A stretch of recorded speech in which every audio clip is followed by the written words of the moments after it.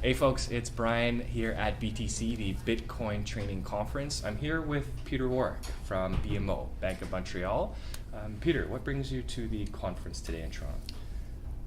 Knowledge, basically in my world, which is the world of anti-money laundering.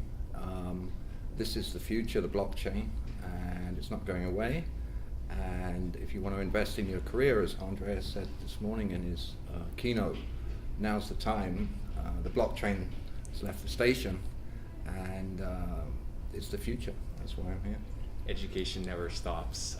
So you mentioned you're here from the angle of anti-money laundering. Mm-hmm. For those that are out there, what's that anti-money laundering mean? In what kind of I mean, very simply, under Canadian law, banks and other regulated entities are required to do two things. One is identify, and the second is report suspicious transactions as they relate to the commission of a money laundering offense or terrorist financing. Right. And you know, the law doesn't exclude, for instance, cryptocurrency transactions. So how do you identify them? What do they look like? What's this blockchain thing? What's this Bitcoin thing? This is all knowledge that you need as an AML professional to basically do your job. Right, because I mean, at the end of the day, Bitcoin is money, right? And so when it comes to money, you want to keep it out of the bad people's hands, Mm-hmm. right? So the same principles apply. I guess when these guys are trying to buy Bitcoin, you need to have certain procedures in place and certain checks and balances in place. That's kind of summarizing. Yeah, I'm not sure if I agree that Bitcoin is money. It's certainly an exchange of value. Sure.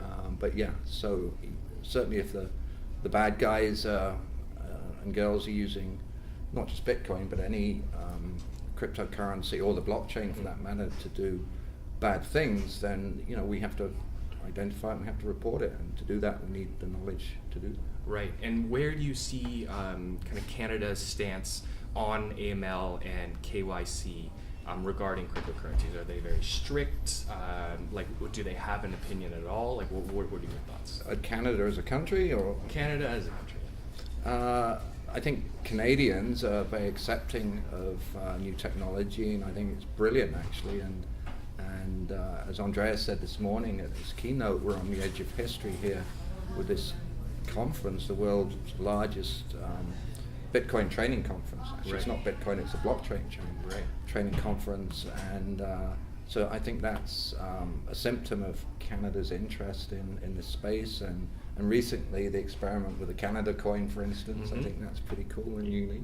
Yeah, and so what are you looking to take away from this conference, specifically regarding AML? I'm looking to take away a couple of things. One is personal knowledge for my own benefit to enable me to do my job, but more importantly, knowledge that I can share within my own community, not just in Canada but internationally in the money laundering community.